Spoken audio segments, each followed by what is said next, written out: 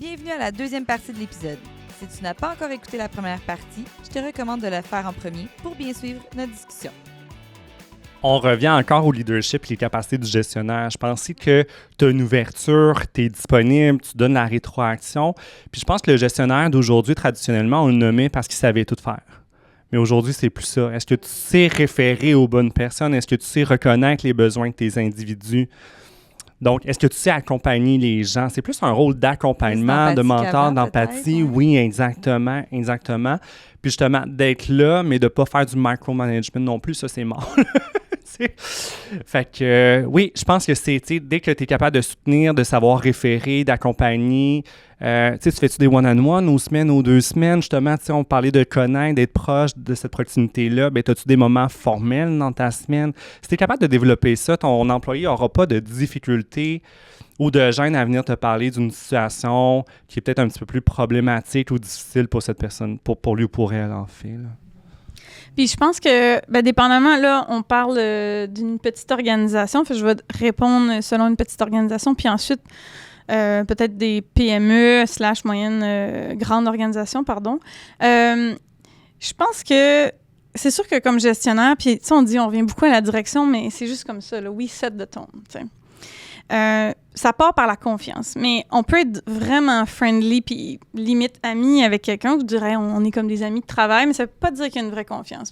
Ce que je veux dire par vraie confiance, c'est une vraie confiance, c'est d'avoir le courage d'avoir les discussions difficiles. Fait que moi, j'ai beaucoup aimé ce que Mara a dit tout à l'heure, de dire « Hey, même si on est 2, on y va dans les discussions pas faciles, puis OK, c'est quoi notre mission? » Fait que c'est d'avoir ce sérieux-là, pas condescendant, ce sérieux-là nécessaire à certains moments. Puis, tu sais, je prends l'exemple de notre équipe. Il y avait des moments où on savait que c'était sérieux, on l'était. Puis, on développe une confiance qui prend du temps, qui fait en sorte que tu prends le temps de connaître, puis laisser la personne venir à toi avant de commencer à lui donner, tu sais, la sandwich de feedback, là, qui n'existe pas vraiment.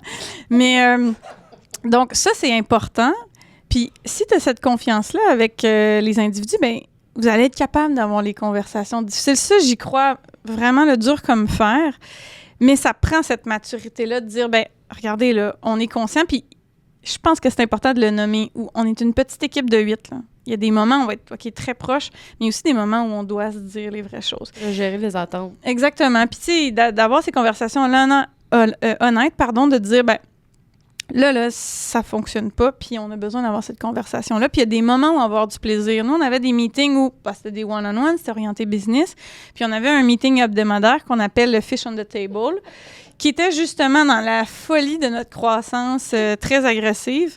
On avait un moment, 15 minutes par semaine, où on discutait de choses qui étaient autres que le travail. C'est quoi ton fiche cette semaine? Qu'est-ce qui se passe dans ta vie?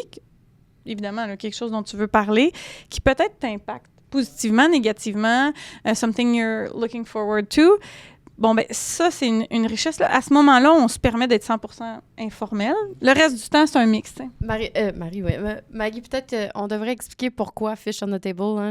Ça vient de où? C'est comme, tu sais, quand t'allais à la pêche, là, puis là, t'arrivais, puis tu montrais ton poisson que t'as pogné, là, puis là, tu mettais ça sur la table. Fait que là, tu sais, c'était genre, gare. On a l'image. Voici, tu veux que je fasse tao, encore. De même, fait que des fois, il y avait du big fish, des fois, il y avait stinky fish, puis des fois, il y avait just small fish. Fait que c'est ça. Fait que des plus petites organisations, je pense que c'est doublement important de les adresser. Puis dans les moyennes, plus grandes, c'est un peu comme tu disais, Alex, c'est on d'avoir un cadre qui fait en sorte, puis des outils, puis des processus, des politiques qui encadrent un petit peu comment les relations doivent se passer, des check-ins, etc., qui font qu'il y a des échanges qui sont plus formels, puis d'autres moments où on se permet d'être plus informel. Et là, dans les événements où parfois on se dit, ça peut déraper, là, c'est de déterminer comment qu'on veut les gérer, puis avoir une équipe impliquée, puis sensible, puis lucide, de dire, qu'est-ce qui peut se passer, puis avec quoi, nous, on est à l'aise comme organisation, puis les risques potentiels auxquels on s'expose pour les individus, puis pour l'organisation, si on va dans telle direction, dans des contextes plus informels, mettons. Merci du feedback. Je suis bien contente d'entendre. Elle a pris des notes. Oui, c'est ça. Elle a pris des notes de cerveau. Tu fais bien ça, Maud. T'es Ben, une bonne gestionnaire. Tu veux-tu enchaîner un peu? Oui, On absolument. parlait de absolument. reconnaissance. On était dans la reconnaissance. Ben oui, attends, mon petit papier. Là, attends. Ah, ben ça, celle-là, je suis très intéressée à savoir parce qu'on a parlé de KPI, on a parlé de beaucoup de choses. Déjà. Oui, déjà. Dans le fond, j'aimerais ça. Comment on peut démontrer, en fait, peut-être, oui, au niveau leadership, mais comment est-ce qu'on peut démontrer au workforce que ça va bien, tu sais? On vous entend, on prend le contrôle, on met en action, on gère vos attentes, mais concrètement, comment est-ce qu'on peut démontrer ça en tant que leader, qu'il y a une prise en charge puis qu'il y a un retour sur investissement? Mais ça, tu vois, c'est beaucoup les attentes des employés également. Si tu fais plein de projets, justement, je reviens au sondage employé, tu ne donnes pas de rétroaction. Tu sais qu'un département, tu vas faire un climat, par exemple, là, je vais à l'extrême, là, mais tu vas chercher le pouls, puis finalement, tu ne leur reviens pas avec un plan d'action, tu les rassures pas. Ben, tu n'as rien fait au final, selon moi, tu sais. Je pense que ça passe beaucoup par la communication, tu sais, tendance 2024, la transparence également. Tu parlais de pertinence aussi de tout ce qui est crédibilité. Je pense qu'on est vraiment dans ce créneau-là de plus en plus. Puis je trouve ça bien qu'on se donne un peu cette pression-là parce que nos joueurs, c'est nos équipes, là, finalement. Tu sais, concrètement, c'est exactement ce que tu mentionnes, ton plan d'action, là. Déjà, quand on fait les sondages, dire, bon, ben, on va vous sonder, on va pas deviner ou prétendre que nous, on sait comment ça se passe pour vous. Again, perception is reality. Déjà, c'est ça, il faut avoir une direction puis dire, nous, c'est là qu'on veut s'en aller. Il faut informer les gens sur comment va la business, ces choses-là. Puis je pense que la meilleure façon qui est très simple de le faire, c'est d'avoir des monthly meetings ou des all-ends, peu importe comment qu'on l'appelle. Tu donnes une progression sur les éléments importants, tu t'en profites pour faire un peu de reconnaissance, etc. Puis, bien, tu fais cette rétroaction-là. Donc, moi, je crois, oui, au pulse, tu sais, les petits sondages, mais je pense aussi qu'il y a certaines questions qui peuvent se poser peut-être 1 ou 2 fois par année, comme justement l'alignement des valeurs, la rémunération, d'autres questions là, que tu n'as pas besoin de poser à tous les mois. Puis là, ben, quand tu as ce sondage-là, exemple annuel ou biannuel, tu vas te retourner sur les employés puis tu vas te dire, ben voici les axes sur lesquels nous, on veut travailler. Puis tu sais, ce sondage-là, c'est une chose, mais il devrait aussi évidemment être complémentaire à tous les check-ins que tu as, puis dire, bon, voici ce qu'on reçoit comme feedback, etc. Puis ça, c'est le plan d'action sur lequel on va travailler. Puis là, ensuite, ben tu reviens 3, 4 mois, 2 mois, dépendamment là, de la teneur des projets, puis tu dis, ben nous, on a travaillé sur ces projets-là, puis voici où nous en sommes. Voici ce qu'on a fait. Puis là, ils sont comme, ah oui, parce que ça se peut qu'ils sont super occupés sur tel projet, puis dans le fond, il y a des actions qui ont été prises. Mais là, eux autres, ils se sont dit, bon non, c'est normal. Non, mais ça vient adresser ça, puis finalement, ça va mieux. Puis là, ben, dépendamment des personnalités puis du contexte d'entreprise, des fois, on va peut-être plus s'accrocher à certains contextes du passé. Des fois, on va bouger mieux. Fait que c'est important là, d'avoir ce narrative-là clair, dire c'est là qu'on s'en va, c'est là qu'on est rendu, d'être proactif là-dedans. Je pense que le pire élément, c'est d'être réactif ou pire passif. Puis là, les gens, ils sentent qu'ils ont toujours besoin de le dire puis de le répéter. Puis là, tu t'as fait quelque chose, mais ça fait 1 an qu'on vous le dit. Ça n'a pas le même impact. Fait que plus qu'on est capable d'être proactif puis de dire, ben nous, on a cerné ça. Là. Puis avant que ça devienne un plus gros problème, ben on l'adresse proactivement. Puis on n'essaie pas là, de se lancer des fleurs. Non, ça, c'est important, on le fait. Là, à nouveau, là, tu crées une cohérence, parce que j'imagine si tu le fais, c'est que tu as des raisons pour le faire. Là. Tu crées une autre cohérence là, de plus pour tes employés. Mis à part l'écrire ces murs puis de le répéter toutes les semaines dans des meetings, il y a tous des outils de communication qui vous permettent de justement faire passer ce message-là, que ce soit au gestionnaire, à l'équipe directement, autre que d'écrire à toutes les semaines « Salut, on a la valeur de la transparence. » On s'entend. On veut de la tech. On veut des outils. Mais je pense que c'est définir ton plan de communication, puis différents moments clés aussi, puis à différents niveaux. Tu sais, quand on parle de direction, ben est-ce que tu as des rencontres trimestrielles? Tu sais, on a partagé une nouvelle vision il y a 2 ans, on avait une vision sur 3 ans, on est rendu où? Tu sais, trimestre ou par annuellement, là, bien sûr. Donc, je pense que la direction a ça au niveau stratégique. Je pense encore une fois qu'au niveau gestionnaire, dans les rencontres d'équipe, dans les one-on-one, c'est quoi ta contribution individuelle pour atteindre la vision? Donc, d'avoir ce suivi-là, justement, sur une fréquence donnée. Donc, je pense que ça vient de l'humain avant même de l'outil technologique. Sinon, outil technologique, bien sûr, tout ce qui est courriel, Slack, tout ça, on les connaît super bien, là. Mais je pense que c'est vraiment définir son plan puis ses activités en conséquence. Tu sais, comme par exemple, tu parlais de valeurs, bien, est-ce qu'on fait un atelier, tu sais, un moment dans l'année, est-ce qu'on fait un chalet annuellement, puis à chaque année, il y a un atelier sur les valeurs qui reviennent. Tu sais, qu'est-ce qu'il nous reste à faire? Qu'est-ce qu'on va faire cette année, guys? On fait quoi cette année pour atteindre pour notre vision? Ben, tu sais, c'est là que le co-développement, les échanges d'idées, l'innovation, la créativité, puis t'impliques aussi les employés. C'est de la reconnaissance également. Tu sais, on parlait de reconnaissance tout à l'heure, mais impliquer les employés à la recherche de solutions, ça fait partie aussi du courage managérial. Tu sais, t'as pas la prétention de gestionnaire de tout savoir puis de tout définir tes lignes, tu sais. Va sonder, parle-leur, demande-leur, tu sais, trouver des solutions ensemble. Puis donner le feedback aussi, c'est une forme de reconnaissance, moi, personnellement, que je trouve, parce que si tu leur donnes pas du feedback, bien, tu ne reconnais pas, hey, t'es important pour moi, je te donne un suivi, je te donne des nouvelles, tu sais. Non, je suis d'accord. Tu sais, des fois, parce qu'il y a beaucoup de choses dans la cour du gestionnaire, fait que ça peut facilement devenir là, je veux faire ça, il faut que je réponde aux valeurs aussi, ou ça. Bon, si on simplifie ça, tu sais, l'organisation devrait avoir des objectifs qui sont alignés avec ces valeurs-là. Là. Ça devrait être comme de prime abord, on devrait embaucher des personnes qui semblent vivre ces valeurs-là. Fait qu'il est supposé avoir un alignement, par exemple, à la base. Puis ensuite, pour chaque département, il va avoir des objectifs qui devraient être alignés avec ça. Puis là, tout devrait se décliner de ça. Puis là, après, bien, s'il y a soit un désir, un souhait ou un besoin de travailler un petit peu sur les valeurs, bien là, c'est de dire, bon, mais qui peut m'aider? Là? Bien, OK, ton équipe RH, ton équipe marketing.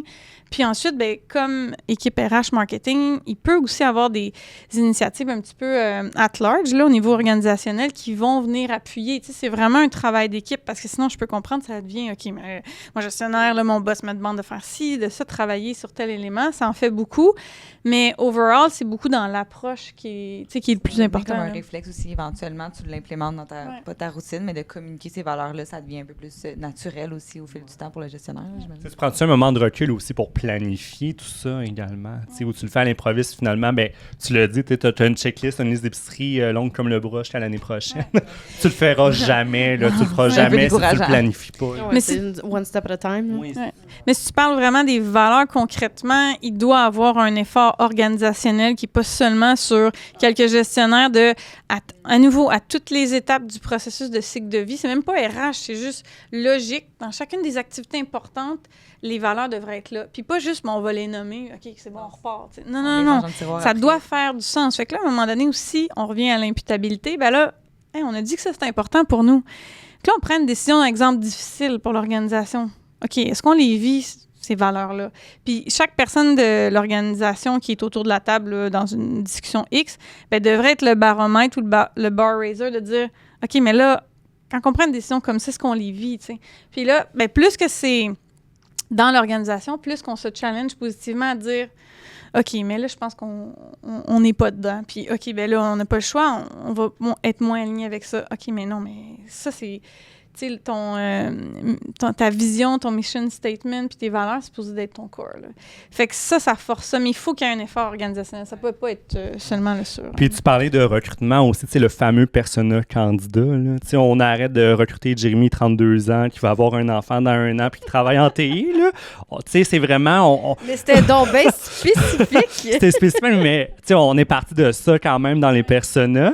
Maintenant, on est plus, puis je trouve ça le fun de l'entendre, même dans les milieux un petit peu plus peut-être masculins, de construction, manuf, c'est qu'on regarde vraiment dans notre questionnaire d'entrevue, est-ce que les gens adhèrent à notre culture? Est-ce que les gens vont, adhérer, là, dans le fond? Tu sais, fait que, tu sais, on va mesurer le savoir-être, les comportements, les aptitudes, mais au travers des valeurs, de la mission aussi de l'organisation, puis les valeurs, tu peux les faire vivre à différents niveaux, dans tes attentes, dans tes compétences, dans ton développement professionnel.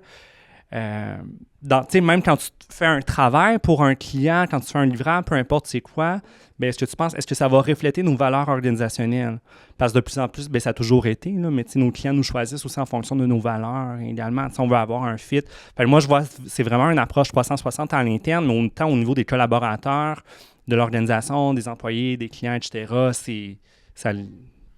On parlait, un peu la tendance de la transparence, entre guillemets, qui ne devrait pas être juste une tendance qui passe, mais qui devrait complètement rester. Y en a-t-il d'autres comme ça que vous voyez arriver en ce moment, niveau marché du travail, niveau organisation en général, pour l'expérience employée qui se passe ou que vous croyez qu'il va se passer dans les prochaines années avec l'arrivée de l'intelligence artificielle, entre autres? Ouais, je te laisserai peut-être parler de l'intelligence artificielle si tu On a veux un épisode après. juste là-dessus Oui, cette année. sujet. On va quand même faire un aparté aujourd'hui. Qu'une mise en bouche, mais je te laisse y Mais aller. je pense, on a beaucoup parlé de conciliation famille-travail dans les dernières années. La pandémie a Un épisode accéléré. là-dessus aussi. Bon, aussi, parfait. Écoute, Mais- on est alignés, Les là, ça a générations, pas de les bon trois. sens, là, Mais c'est- tu parlais de transparence, mais moi, je pense que c'est une question de crédibilité. Pour avoir lu, vous devez avoir lu Sonia Lupien, là, fan numéro 1, là, son livre du stress du travail. L'organisation du travail, quand tu travailles individuellement, en groupe, en équipe, quand on te demande d'être présentiel au bureau, c'est pour un 5 à 7 à chaque jeudi, à un moment donné, ça va s'essouffler. Les gens vont se fatiguer puis ils vont savoir à quoi s'attendre. Fait qu'ils vont rester chez eux. Après 1 mois, 2 mois, 3 mois, peu importe. Fait je pense que c'est vraiment l'organisation du travail. Il faut accepter qu'on est en transformation du travail également. Tu parlais du courage managérial. Je pense qu'on s'en va plus dans une formule aussi gagnant-gagnant que autant les employeurs que les employés. Les employeurs sont fatigués de recruter. Puis je pense que maintenant aussi, les employés sont fatigués de magasiner un emploi puis de changer. C'est quelque chose que j'entends de plus en plus. On a des employés qui reviennent, là, qui commencent. Fait que, ouais. On entend beaucoup aussi que la plus jeune génération, sans rentrer dans notre épisode de génération non plus, mais accepte souvent des postes moins...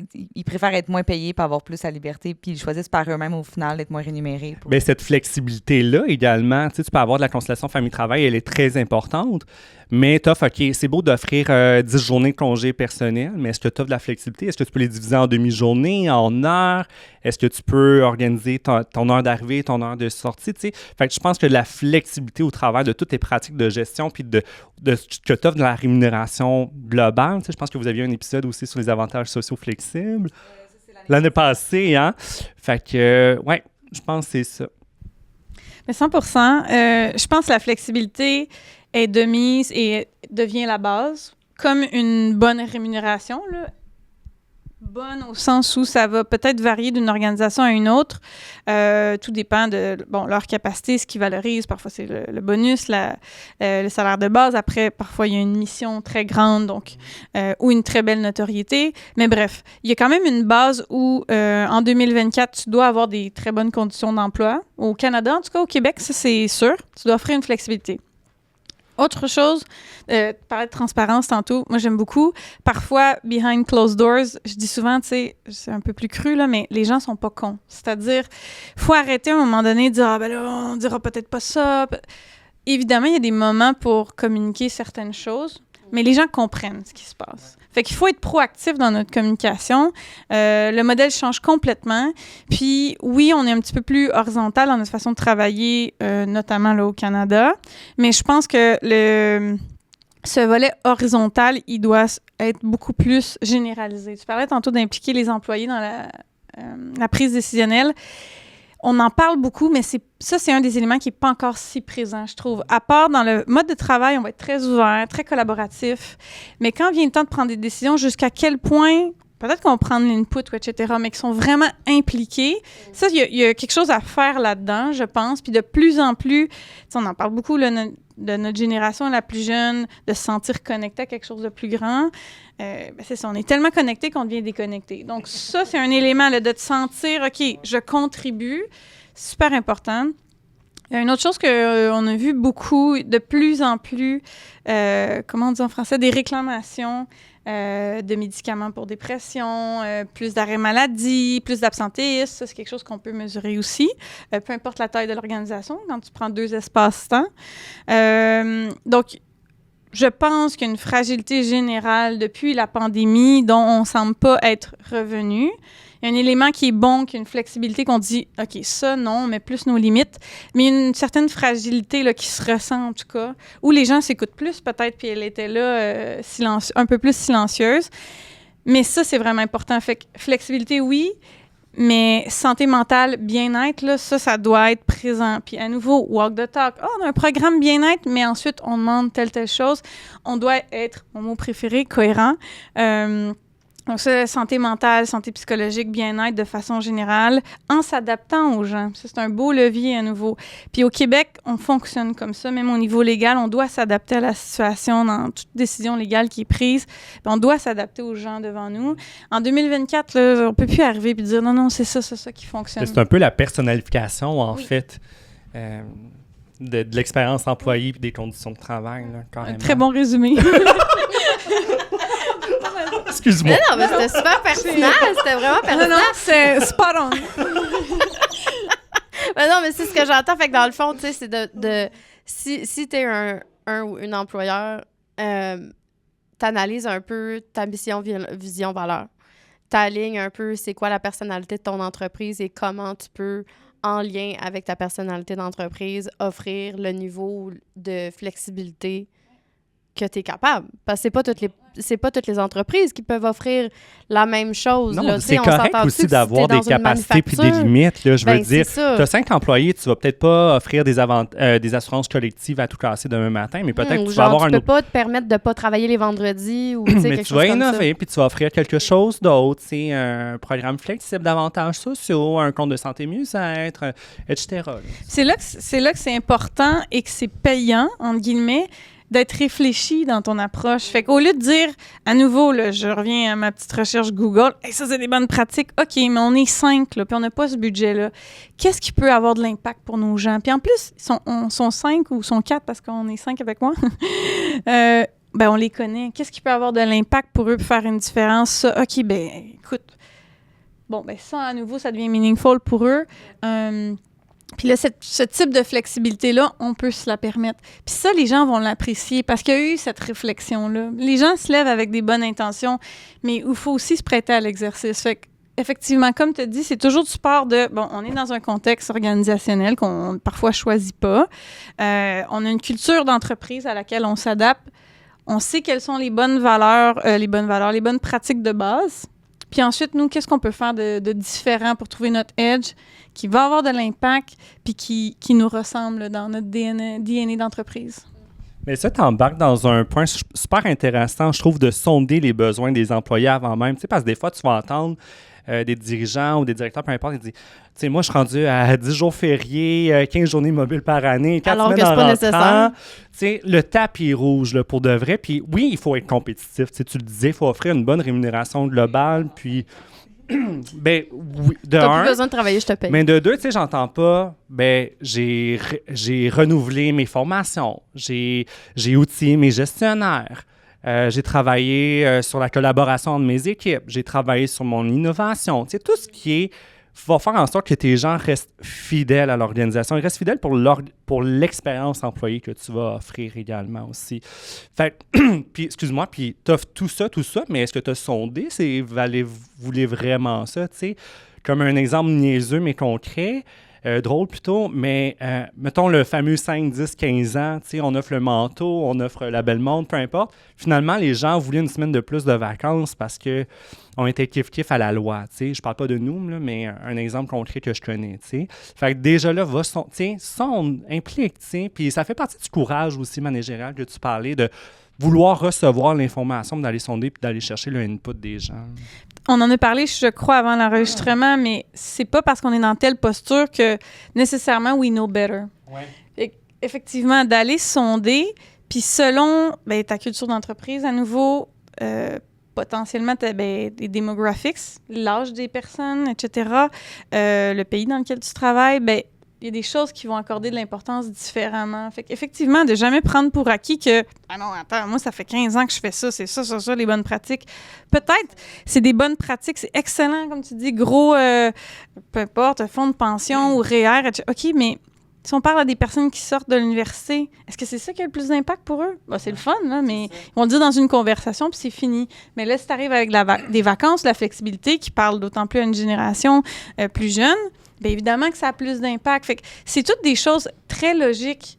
Fait que, puis je pense qu'il y a beaucoup de personnes qui peuvent avoir des bonnes pratiques RH, c'est-à-dire du bon common sense avec des bons principes équitables.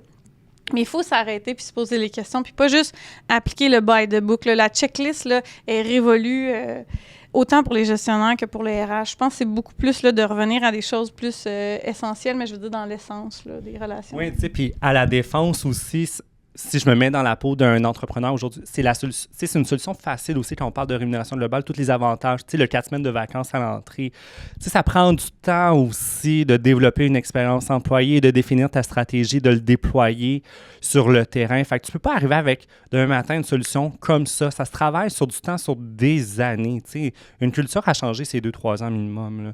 Fait qu'il faut que tu sois patient, il faut que tu fasses des spot checks occasionnels aux 6 mois, aux années, puis tu vois la tendance évoluer également. Tu sais. Tu peux pas te mettre cette pression-là de te faire apprécier de tout le monde demain matin. Tu sais. Plus tu vas sonder, plus tu vas connaître les gens, leurs besoins, plus tu vas être stratégique, puis personnaliser l'expérience. Je pense que ce que j'ai entendu souvent dans les dernières années, niveau expérience employée, pour avoir fait d'autres interviews là-dessus aussi, c'est que je pense qu'on se laisse un peu le droit aux gestionnaires, aux directeurs, le droit à l'erreur, en fait, de dire comme finalement, suite à ce que vous m'avez dit, je reviens en arrière. Mais je pense qu'avant, il y avait cette posture-là de dire, si j'ai dit ça, il faut que je reste là parce que si je me permets quelque chose, les gens vont abuser de moi ou je vais me faire... Ça, c'est une vieille mentalité qui ne devrait plus exister, mais qui est encore dans certaines organisations. Mais j'ai vraiment vu ce changement-là dans les dernières discussions. On est plus dans une approche collaborateur que employeur-employé. Tu sais, c'est un donnant-donnant, là. C'est un win-win. Puis soyons agiles. Tu sais, avant l'enregistrement, on parlait un peu des low-hanging fruits. Tout n'est pas un plan quinquennal là, qui a 42 étapes. Parfois, c'est un low-hanging fruit, puis on dit, tu sais quoi, je pense que ça va avoir de l'impact. Puis, on doit prendre une décision, mais là, pour, je sais pas moi, implanter tel projet, ça va prendre beaucoup de temps, 2-3 mois. OK, qu'est-ce qu'on peut faire là? Dans l'immédiat, là, qui va avoir un impact puis qui montre que, hey, on vous écoute, on est là. Fait que, tu sais, c'est toute cette agilité-là organisationnelle, qui est un autre de mes mots préférés, qui est super important, puis qui montre qu'on est à l'écoute, on vous entend. Bien là, tu gagnes beaucoup de temps, puis de l'empathie aussi des employés, de dire, bien, on le sait, l'organisation, ça fait 3 ans que seulement qu'on est sur le marché. Bon, ben on le sait qu'il y a des choses qui vont prendre du temps, mais là, tu gagnes de l'empathie quand tu montres que, hey, t'es là, puis t'essaies de, tu sais, mettre en place une ou deux choses, même si c'est un peu plus simple, tu sais. Juste, c'est la communication, je trouve, encore une fois, la gestion des attentes. Tu sais, par exemple, un projet où ce que tu définis les avantages sociaux, encore une fois, tu sais, on parle beaucoup de rémunération globale depuis tantôt, mais tu définis la marque employeur. Mais finalement, on avait un programme de formation qui était à réviser, à mettre à jour, tu sais, des nouveaux outils de travail. Puis on ne le communiquait pas lors de l'entrevue ou de l'accueil et l'intégration. Puis la journée qu'on a commencé à communiquer, puis c'est un exemple encore une fois, là, on va améliorer le processus de formation. Je veux que tu sois impliqué, je veux que tu nous donnes ton input, ton feedback. Puis à partir de ce moment-là, dans ce projet-là, en tout cas, le turnover a baissé après les premiers mois d'embauche. Fait que c'est une gestion de communication puis de gérer les attentes aussi, là. Puis aux gens en ressources humaines aussi, quelque chose que j'ai beaucoup aimé dans l'ancienne organisation dont je faisais partie, c'est de ne pas simplement demander aux employés leur feedback, d'impliquer les employés, aussi des gestionnaires ou d'autres employés qui sont là depuis longtemps dans « Hey, on va monter tel projet ». Participons-y. Prenons des employés qui sont là depuis longtemps, qui ont probablement plein de bonnes idées RH, sans savoir qu'elles sont RH. Après, l'idée, c'est des articuler ensemble avec des gens un peu plus récents dans l'organisation et l'équipe RH, puis trouvons une solution ensemble. À nouveau, comme on a dit, soyons pas dans l'ego de, bon, l'équipe RH travaille sur telle chose, les gestionnaires telle autre. Bien, l'idée, à la fin de la journée, c'est une équipe. Puis, on va être successful, on va avoir une bonne expérience employée si au final, on a l'impression qu'on est une équipe et qu'il n'y a pas l'équipe de gestion, les fonctions support, puis probablement certaines fonctions support qui ont l'impression d'être séparées de la business ou les gens vont dire qu'ils sont dans leur tour d'ivoire. Tu sais, c'est de trouver ces synergies-là puis d'avoir une réelle collaboration, comme tu mentionnais. Là, vraiment, à nouveau, tu crées des synergies puis ça crée une expérience employée aussi plus constante à travers les départements parce qu'aussi, c'est un autre volet dont on pourrait parler. D'une équipe à une autre, parfois, c'est très variable leur expérience. Donc, ça, je pense que c'est important, ça aussi. Fait que si j'ai un recap, tendance 2024-2025, collaboration et flexibilité. C'est ce que j'entends principalement. Est-ce que ce serait accurate quand même? avec beaucoup de transparence. Et dans la Oui. collaboration, tu sais, ben, c'est son... Transparence, collaboration. Ouais, communication proactive. Je rajouterai crédibilité. C'est toi qui parlais de promesse RH tout à l'heure. Donc, tu définis un affichage, tu vas vivre ça comme expérience employée, puis finalement, c'est le contraire. Tu as un départ dans 2 semaines. En effet. Des beaux mots-clés Ouais, qu'on C'est a. intéressant. Moi, je suis juste curieuse, on approche de la fin. Avez-vous quelque chose dans votre parcours professionnel, un petit peu plus sur une note personnelle, qui vous a mis au défi, le niveau expérience employée? Vous faites comment ça a Un fait été cocasse. un apprentissage ou quelque chose qui est comme, je recommence, c'est une grosse erreur que vous recommenceriez plus, par exemple? C'est une bonne question. Hein? Oh là là, la vulnérabilité ici, là. Ben toi, Myra, aussi, tu as été en ressources humaines. Tu pourrais Non, aussi non, pas participer à la question. Non! Oui, j'en ai une. Globale. Ouais, non, mais je pense que... je pense que c'était une instance où j'ai dû, ben tu le sais, on se souvient, j'ai dû récolter beaucoup de feedback en fait en même temps, puis arriver dans une organisation où, tu sais, je pense que c'était pas à propos de moi. Il y avait beaucoup de frustration, je pense, d'accumuler pour plusieurs raisons. Puis malheureusement, tu sais, à ce moment-là, j'ai été vraiment comme la personne qui a comme reçu tout le feedback qui était principalement négatif. Et en fait, mon mandat, là, c'était vraiment de tu sais, synopsiser, puis après ça, de donner le feedback au gestionnaire. Puis j'ai commis l'erreur, en fait, d'essayer d'être en mode... éducation, je vais vous montrer comment ça marche. Et c'était vraiment la mauvaise approche à avoir avec ces gens-là parce que justement, mon intention, évidemment, n'était pas là, mais je pense que, tu sais, j'étais tellement sous le sentiment d'urgence de vouloir aider justement les gens que je venais... Parce que c'était quand même relativement récent dans mon expérience de cet employeur-là. Fait que je voulais vraiment, tu sais, mon sentiment d'urgence a vraiment été triggered, puis tu sais, je voulais trouver des solutions tout de suite, puis tu sais, faire quelque chose. Fait que, tu sais, j'étais arrivée toute prête avec mon PowerPoint, puis mes stats, puis là, j'étais arrivée avec les solutions, puis là, telle stat, ça veut dire telle chose, fait que ça veut dire qu'il faut faire telle affaire, tu sais. Fait que là, ça a vraiment pas bien été reçu du tout. En fait, c'était pas une bonne idée.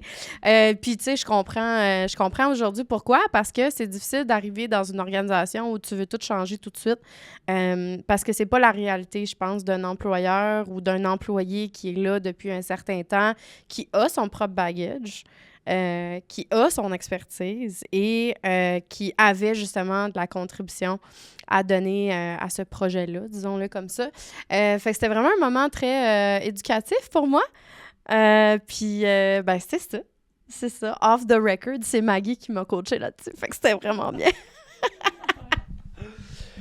Si je peux me permettre, de mon côté, je pense que très tôt et très jeune, c'était de « OK, on est en surcharge de travail, on a plein de projets, il y a ça à faire. » Tu sais, quand tu es manager, justement, le manager traditionnel qui va tout l'idée, puis comme tu disais, les solutions à tout, puis mon plan d'action, puis on va faire ça. J'avais peut-être pas les meilleures solutions ou les meilleurs outils à cet âge-là. Fait que vraiment d'impliquer les gens, de les questionner. Qu'est-ce qu'on pourrait faire? Toi, tu veux t'occuper de quoi? Qu'est-ce que tu aimes faire? Comment on peut s'aider finalement dans l'équipe? Beaucoup plus de voir comme équipe que hey, je suis le capitaine, là, puis il faut que je navigue tout seul. Là. Je sais de quoi je parle. Oui, je vais c'est te montrer ça. c'est quoi. Oui, c'est ça. Exact. Ouais. Maggie, t'as une situation qui vient en tête? Ouais, non, c'est clair. La fois qu'il a fallu que tu coaches quelqu'un. Ouais, c'est ça. La fois qu'il a fallu qu'elle explique à une personne qui venait juste d'arriver, qui était pas meilleure que l'autre. Non, c'est clair. Il y a eu énormément d'expériences humbling, comme on dit, là, qui font grandir. Moi, l'introspection, c'est ultra important. Je pense que sans être trop sérieuse, ce sur quoi, tu sais, c'est sûr qu'il y a des choses, que j'aurais pu faire différemment à un moment X, un moment Y. Ce qui a eu le plus d'impact pour moi, puis je pense par le fait même sur souvent mon équipe, là, parce que j'ai fait une introduction tantôt de mon profil très courte, là, mais ça fait quelques années que je gère des plus grosses équipes.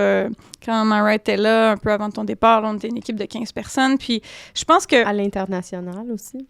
Oui, tout à fait. Donc, puis je vais venir à où j'en suis maintenant. En fait, ma plus grosse erreur, je l'ai répétée 2 fois. Fait que là, j'ai décidé de quitter mon emploi récemment pour justement m'assurer que je la répète pas une 3e. tout simplement, c'est de toujours rester fidèle à soi-même. Ça semble vraiment simple, là, puis tu sais, cheesy, mais c'est tellement important.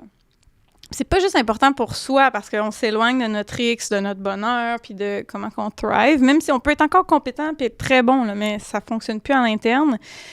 Surtout quand tu es dans un poste de leadership, ça va avoir à un moment donné de l'impact. Ils ne te verront pas tout de suite, mais les équipes vont finir par moins performer parce qu'à un moment donné, tu es aussi le moteur là, de la machine qui donne la direction, tout le moins, puis qui est là pour les supporter, hein, pas pour leur dire quoi faire, mais pour les supporter. Là. Ça, pour moi, c'est ça un leader, qu'on mette les choses claires.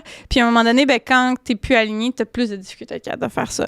Plus concrètement, ce que j'ai fait, c'est que à 2 moments dans ma carrière, je me suis un peu laissée porter par où la direction de l'entreprise allait, qui est tout à fait correct puis justifiable dans chacun des cas qu'on peut vivre dans une organisation. Mais comme dans les relations humaines, on évolue. Puis on n'évolue pas toujours dans la même direction. Puis il y a 2 moments où j'ai pas évolué dans la même. Puis pour plein de principes de valeur, de loyauté, de vouloir faire la bonne chose, tu sais, j'ai poursuivi, tu sais. Puis à un moment donné, je me suis sentie être éloignée de moi-même. Puis à ce moment-là, à l'époque, ça a été super parce que j'avais une ancienne copine avec qui on avait le projet d'aller en Europe. Fait que ça a été un bon timing de faire « OK, tu sais, on reset ». Puis là, récemment, cet hiver, je me suis dit « OK, là, je pense que c'est plus ce dont j'ai envie. Il n'y a rien de mauvais là-dedans, mais c'est pas ce sur quoi j'ai envie de focusser. C'est pas ce genre de défi-là qui me tente. » Mais parfois, on est longtemps, puis on étire l'élastique. Puis en posture RH, là, pour ceux qui sont dans le domaine, on est aussi dans un poste de support beaucoup. Fait qu'on donne beaucoup. Donc, grosse histoire pour parler de toute l'importance de s'écouter puis de rester fidèle à soi-même parce qu'après, le rattrapage, il est plus difficile de dire, bon, là, je veux quoi, puis etc. Fait que toujours faire ces check-ins-là, super important. Ça, c'est mon plus gros apprentissage, je pense, professionnel. Là, puis la chose que je me dis, bon, là, je le referai plus. Puis la solution à ça, c'est de faire des check-ins, pas juste avec les employés puis notre équipe, avec soi-même. Donc, voilà. Puis j'ai souri tout le long dès le départ que tu as commencé à présenter ta situation parce qu'on parle de valeurs depuis tantôt, mais tu parlais de cohésion avec tes propres valeurs envers l'organisation également. Tu sais, la fameuse phrase « c'est pas toi, c'est moi », là, mais tu sais, ça nous est... En tout cas, personnellement, moi aussi, ça m'est déjà arrivé en disant « Hey, c'est génial de travailler pour toi, je suis juste rendu ailleurs ».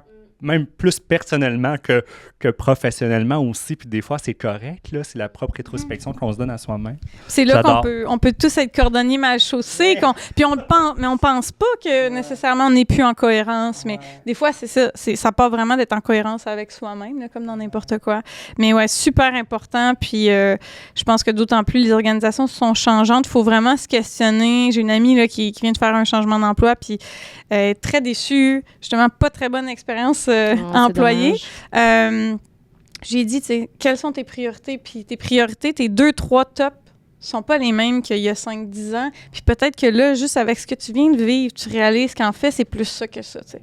Mais ça, il faut être fidèle. Et ça change. Puis il n'y a pas de mal, comme tu dis, envers une organisation ou envers soi-même. Ou tu sais, un partenaire dit « Ah, ben là, je pensais que tu voulais ça. On a tel projet. » Non, ça, c'est vraiment important pour moi. Même en tant qu'organisation, c'est positif, entre guillemets, qu'un employé, tant qu'à pas est performant, un employé quitte pour les bonnes raisons. Ça te sauve-tu un paquet de conversations malaisantes et des suivis et de l'énergie? Je pense que je serais heureuse que quelqu'un me dise ça. 100%. Je t'ai suivi ce que tu voulais, puis tout ça. Fait que comme ça voudrait dire qu'au final, l'organisation a quand même bien réussi avec ses valeurs, malgré tout. Fait que je trouve que c'était un beau mot de la fin, mais peut-être que vous aviez quelque chose qu'on n'avait pas abordé, que vous vouliez comme Maud, tu nous as pas donné ton exemple, ton opportunité. Je pas, là, parce que, OK, parce que moi... Non, on veut savoir. Opportunité professionnelle. Quelle était une opportunité? C'était quoi ma question? Dans le fond, quelle était une opportunité où tu as vu dans tes pratiques que c'était à ne pas refaire? On parle d'expérience employée. Là.